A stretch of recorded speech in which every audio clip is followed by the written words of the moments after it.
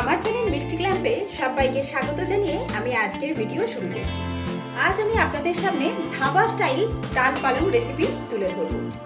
এই প্রসেসে অবশ্যই আপনারা বাড়িতে একবার ট্রাই করবেন। কথা দিচ্ছি এর স্বাদ হয় কিন্তু মুখে লেগে থাকার মতো।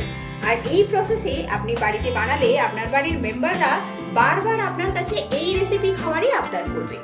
আসুন দেরি না করে দেখে নেওয়া যাক আমার আজকের এই রেসিপি। ভিডিও ভালো লাগলে লাইক, শেয়ার আর কমেন্ট করতে ভুলবেন না। আর আমার চ্যানেলটি অবশ্যই সাবস্ক্রাইব করে আমার পাশে থাকবেন। আসুন চটপট দেখে নেওয়া যাক আমার আজকের এই রেসিপি ডাল পালং। ডাল পালং বানাবার জন্য এখানে আমি এক আটি পালং শাককে ভালোভাবে পরিষ্কার করে আমি সরু সরু করে কেটে নিয়েছি। পালং শাকের গোড়ার অংশটা প্রথমে কেটে নিয়েছিলাম, তারপর পালং শাকটাকে 3 থেকে 4 বার জল পাল্টে পাল্টে ধুয়ে তারপরে এইভাবে আমি কেটে নিয়েছি। আর এখানে নিয়েছি 1 বাটি ছোলার ডাল। এটা মেজারিং কাপের 1 কাপ ছোলার ডালকে আমি ভালোভাবে প্রথমে ধুয়ে নিয়ে তারপর 3 ঘন্টার জন্য ভিজিয়ে রেখেছিলাম। প্রথমে ডালটাকে সেদ্ধ করে নেব। আমি কুকারে ডালটাকে সেদ্ধ করে নিয়েছি। কুকারের মধ্যে ডালটাকে দিয়ে দিলাম। এবার আমি জল দিয়ে দেবো। এখানে খুব বেশি জল আমি দেব না, ডাল থেকে সামান্য একটুখানি উঁচু লেভেলে জলটাকে অ্যাড করতে হবে। এবার আমি কুকারের মধ্যে দিচ্ছি একটা দারচিনি স্টিক, একটা তেজপাতা আর সেই সাথে 2টো ছোট এলাচ। এবার দিয়ে দিচ্ছি নুন, দিয়ে দিচ্ছি 1/4 টিস্পুন হলুদ, অ্যাড করে দিচ্ছি প্রায় 1 টেবিল স্পুনের মতো সাদা তেল। এবার মিডিয়াম আঁচে আমি 2টো সিটি মেরে ডালটাকে সেদ্ধ করে নেব। কুকারের প্রেসার অ্যাডজাস্ট হলে আমি ঢাকনাটা খুলেছি। ডাল সুন্দরভাবে সেদ্ধ হয়ে গেছে। যখন হাতের সাহায্যে এরকমভাবে চাপছি দেখুন খুব সুন্দরভাবে সেদ্ধ হয়ে গেছে, অথচ ডালটা কিন্তু গোটা গোটা আছে, ঘেটে যায়নি। কুকারের প্রেসার অ্যাডজাস্ট হলে আমি ঢাকনাটা খুলেছি। একবার দেখে নিন ডালটা কীরকম সেদ্ধ হয়েছে। ডাল একদম সুন্দরভাবে সেদ্ধ হয়ে গেছে। এবার কড়ার মধ্যে দিয়ে দেবো সাদা তেল। এই রান্নাটা আমি সাদা তেলেই করব। তেল গরম হয়ে গেলে এর মধ্যে আমি 1/2 টিস্পুন গোটা জিরে অ্যাড করে দিলাম। এবার এখানে নিয়েছি 2টো শুকনো লঙ্কা। এখানে একটা আমি গোটা দেবো আর একটা মাঝখান থেকে এরকমভাবে ফাটিয়ে দেবো। আর এখানে দিয়ে দিচ্ছি হিং। হিং দিলে এই রেসিপিটার স্বাদ কিন্তু অনেক গুণ বেড়ে যায়। এবার এর মধ্যে আমি অ্যাড করে দিচ্ছি ফাইন চপ করে কেটে রাখা 2টো মিডিয়াম সাইজের পেঁয়াজ।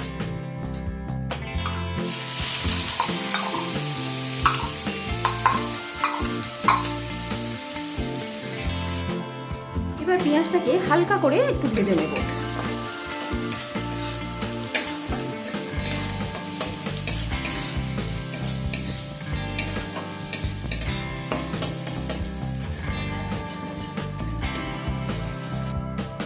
পেঁয়াজ একদম হালকা করে ভাজা হয়ে গেলে এর মধ্যে আমি 1 টেবিল স্পুন একদম ফাইন চপ করে কেটে রাখা আদা অ্যাড করে দিলাম। আর দিচ্ছি ফাইন চপ করে কেটে রাখা 1 টেবিল স্পুন রসুন। এবার আদা আর রসুনটাকে অল্প কিছু সময় নিয়ে ভেজে নেব।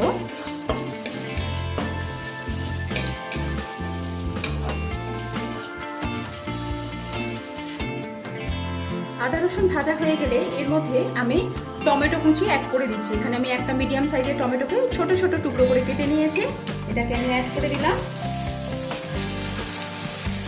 সেই সাথে অ্যাড করে দিচ্ছি কাঁচা লঙ্কা কুচি। 2টো কাঁচা লঙ্কাকে আমি ছোট ছোট টুকরো করে কেটে নিয়েছি, এটাকেও অ্যাড করে দিলাম। টমেটোটা অ্যাড করার পর অ্যাড করে দিচ্ছি সামান্য পরিমাণ নুন। ডালটা সেদ্ধ করার সময় নুন দেওয়া ছিল, সেই বুঝে নুনটা অ্যাড করতে হবে। এবার টমেটোটাকে একটুখানি নাড়াচাড়া করে নেব।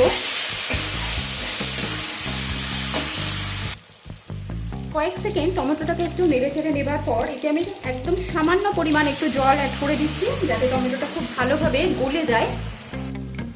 সেই সাথে অ্যাড করে দিচ্ছি কিছু গুঁড়ো মশলা। দিয়ে দিচ্ছি হলুদ প্রায় 1/2 টিস্পুনের মতো, দিচ্ছি 1 টিস্পুন রেগুলার লঙ্কার গুঁড়ো। এবার দিচ্ছি 1 টিস্পুন ধনে গুঁড়ো। অ্যাড করে দেবো হাফ টিস্পুন জিরে গুঁড়ো। সমস্ত কিছু ভালোভাবে মিশিয়ে নেব।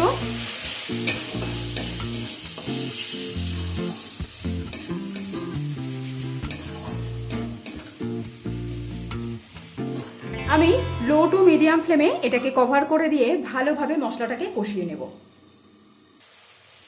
খুব সুন্দরভাবে মশলা কষানো হয়ে গেছে, টমেটোটা গলে গেছে, আর দেখুন মশলা থেকে কত সুন্দরভাবে তেল বেরিয়ে এসছে। এই পর্যায়ে আমি এর মধ্যে 1 table spoon kasuri methi add করে দিচ্ছি। কসুরি মেথিটা অ্যাড করার পর আর প্রায় 30 থেকে 45 সেকেন্ড সময় নিয়ে আমি আরও কিছুক্ষণ মশলাটাকে কষিয়ে নেব।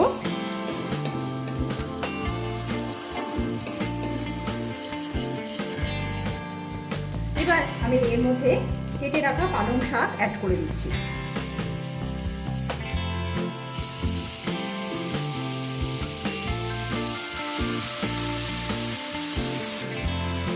পালং শাকটা দেওয়ার পর এবার মশলার সাথে পালং শাকটাকেও একটু নাড়াচাড়া করে নেব, প্রায় 1 থেকে 1.5 মিনিট সময় নিয়ে।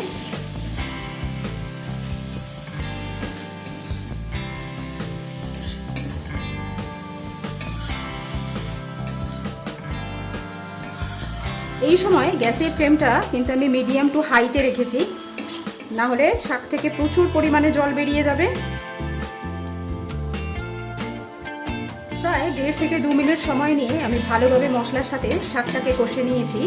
শাকটা অনেকটা বেশি সফট হয়ে গেছে, আপনারা দেখে বুঝতে পারছেন, আর সুন্দরভাবে মশলাটা রেডি হয়ে গেছে। এবার আমি এর মধ্যে সেদ্ধ করে রাখা ছোলার ডালটা অ্যাড করে দেবো।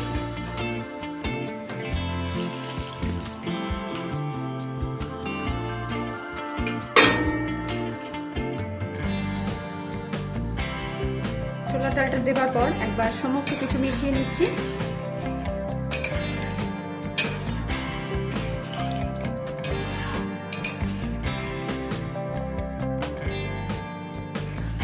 সমস্ত কিছুটা আমি খুব ভালোভাবে মিশিয়ে নিয়েছি।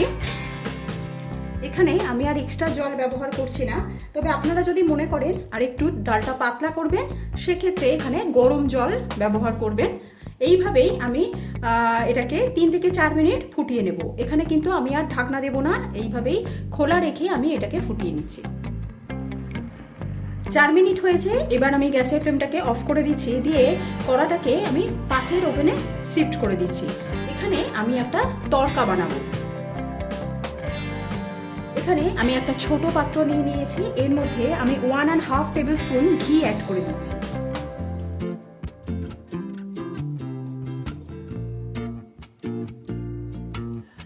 ঘিটা যাতে জ্বলে না যায় তার জন্য আমি এখানে প্রায় 1 টিস্পুনের মতো সাদা তেল অ্যাড করে দিলাম। এবার এর মধ্যে দিচ্ছি 1 টেবিল স্পুন একদম ফাইন চপ করে কেটে রাখা রসুন, সেই সাথে দিচ্ছি কিছু জুলিয়ান করে কেটে রাখা আদা। কয়েক সেকেন্ড এগুলোকে একটু নাড়াচাড়া করে নেব।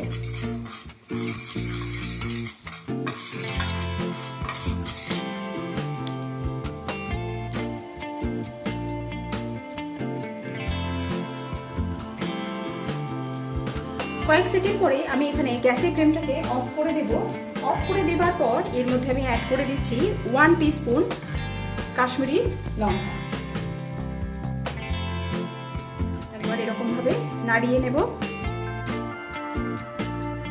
এবার এই তড়কাটা আমি ডালের উপরে এইভাবে দিয়ে দিলাম। এটা দেবার সাথে সাথেই এটাকে কভার করে দেব প্রায় 2 মিনিটের জন্য।